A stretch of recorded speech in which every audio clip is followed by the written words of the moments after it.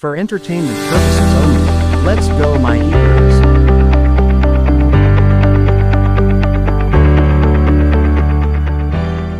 Why would you kill off the natives to bring slaves from across an ocean when you could have turned the natives into slaves? Especially when most slaves in human history were prisoners of war.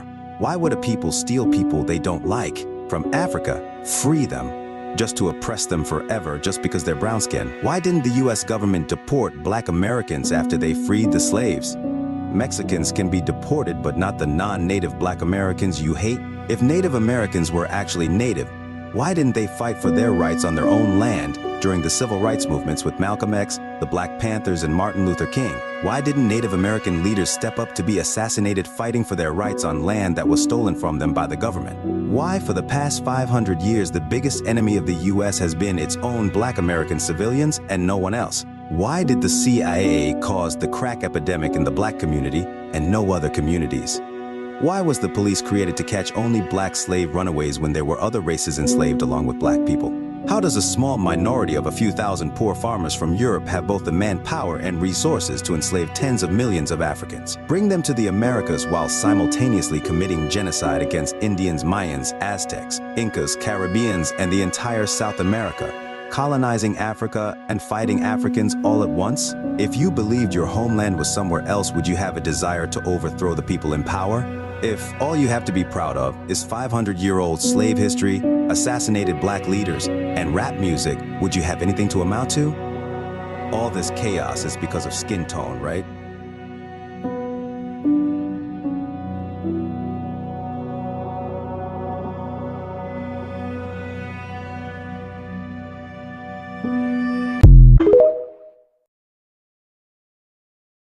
It is significant that Montague recognized many of the slaves coming not directly from Africa, but from the Caribbean might have had American ancestry. Thus it may be seen that not only was there much mixture between different varieties of Negroes in the islands, but also complete mixture with the indigenous Indians, and sometimes with Indians who were not indigenous to these islands. The classification of Native Americans as mulattoes in Anglo-North America. In a similar manner, the existence of a large group of red Black people, part African, part American, has been largely overlooked, and in fact such people has been classified as Black by both scholars and North American statutes. The use of the terms Negro and Black to include persons of Native American ancestry in Anglo-North America. In 1854, the California State Supreme Court sought to bar all non-Caucasians from equal citizenship and civil rights. The court stated, "The word Black may include all Negroes, but the term Negro does not include all Black persons." In other words, the United States government couldn't install Jim Crow laws and segregation because they couldn't tell the difference between slaves directly from Africa, the free African settlers in the Americas before Columbus, that had children and families with Native Americans, and escaped slaves that ran away to hide in Indian tribes. So they classified everyone with Afro DNA as Negro or Black, later changed to African American, the term widely used today. So by definition, the term Negro means Native Black American or Black American. By the early 19th century, Maroons freed Black people, freedom seekers from Jamaica, and the Seminole were in regular contact in Florida, where they evolved a system of relations unique among North Native Americans and Black people. After winning independence in the Revolution, American slaveholders were increasingly worried about the armed Black communities in Florida. Wanting to disrupt Florida's Maroon and Seminole communities, General Andrew Jackson attacked the Negro Fort, which had become a Black Seminole stronghold after the British had allowed them to occupy it when they evacuated Florida. Jackson ordered General Edmund Gaines to invade Florida with 100 regulars, destroy the fort, and enslave the inhabitants. Jackson secured the assistance of hundreds of Creek warriors by promising them a cash reward of as much as $50 a head for every Black slave returned to captivity. The violence began on July 15, 1816, when Black Seminoles and Maroon fighters from Negro Fort killed several United States Navy sailors who had come ashore at Apalachicola Bay. Over the course of the next 2 weeks, hundreds of pro-American Creek warriors clashed with Black rebels in the dense woods surrounding the fort, which at times descended into bloody hand-to-hand combat. With American troops watching from a safe distance, the number of casualties went unrecorded. When a failed sortie by the fort's defenders was repulsed, an American eyewitness suspected it was only a ruse. With a pause in the ground fighting, American Army and Navy vessels on the river exchanged cannon fire with the fort's defenders for several days. The bombardment continued to the morning of July 27th, when a heated cannonball, or hotshot, fired from U.S. gunboat 154 flew over walls of Negro Fort's massive inner citadel, landing directly on a gunpowder magazine. The resulting explosion killed nearly every man, woman, and child inside the fort and in its vicinity. Though estimates varied, the number of dead likely reached more than 300. Fewer than a dozen black Seminoles survived to be sold into slavery. The response of American officials to the destruction of Negro Fort was muted, largely because the entire campaign was illegal. After all, with neither congressional nor executive authority, the United States Armed Forces had invaded a foreign territory. Within 2 years of the Battle of Negro Fort, Jackson and the American Army again invaded Florida. The resulting First Seminole War would be the first of 3 wars between the United States and Florida's black Indian population, who simply refused to submit to their Northern American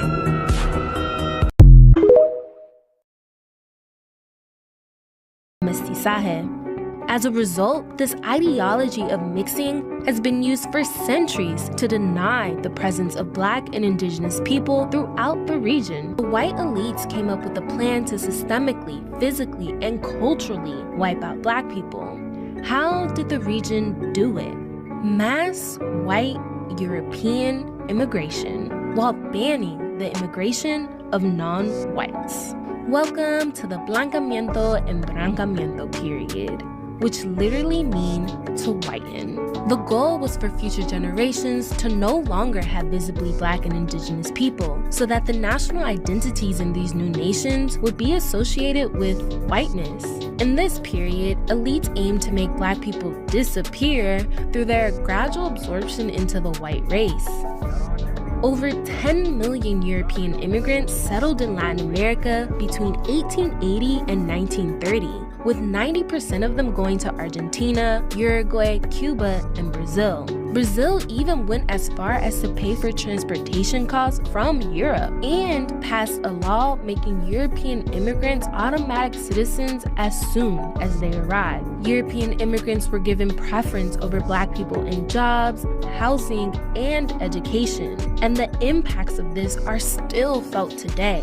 Today, over 78% of Afro-Brazilians live below the poverty line. There have been many attempts to resist the relentless oppression of black people in Latin America. In Brazil, the Unified Black Movement has challenged racial and class discrimination since the 70s. And in Colombia, Francia Marquez has led the battle for Afro-Colombian land rights since she was 15. She gave a voice to people who didn't feel represented by the white elites who ruled Colombia for centuries. And in 2022, she was elected Colombia's first black vice president. Después de 214 años, logramos un gobierno del pueblo, el gobierno de los nadies y las nadies de Colombia. So the policies aimed at erasing black people from society failed, but they successfully created many obstacles that prevented Afro-descendants from accessing land, education, and the labor market. And that's why you can't talk about the current conditions of black people in Latin America without acknowledging the centuries of discrimination, racism, and oppression. Dash says that in order for The use of the term Negro and Black to include persons of Native ancestry in Anglo-North America. In 1854, the California State Supreme Court sought to bar all non-Caucasians from equal citizenship and civil rights.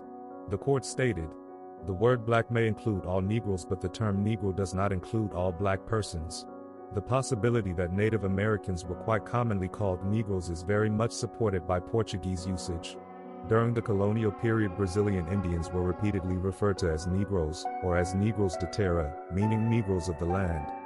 It is significant that Montague recognized many of the slaves coming not directly from Africa but from the Caribbean, might have had American ancestry. Thus it may be seen that not only was there much mixture between different varieties of Negroes in the islands, but also complete mixture with the indigenous Indians and sometimes with Indians who were not indigenous to these islands. Montague also recognized that once the people of African descent had reached North America, intermixture with Americans continued.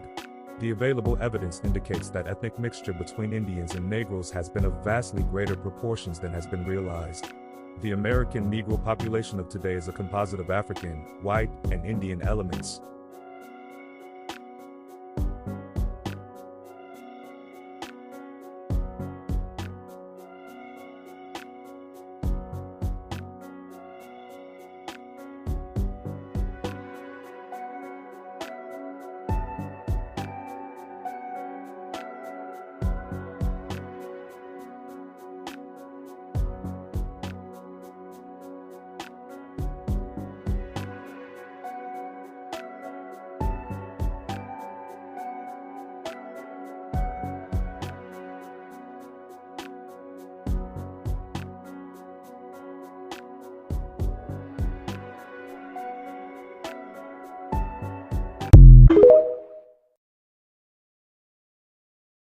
So consequently, Jehovah's Witnesses, like most cults, and they are, incidentally, they are referred to as York Rite cults in Masonry.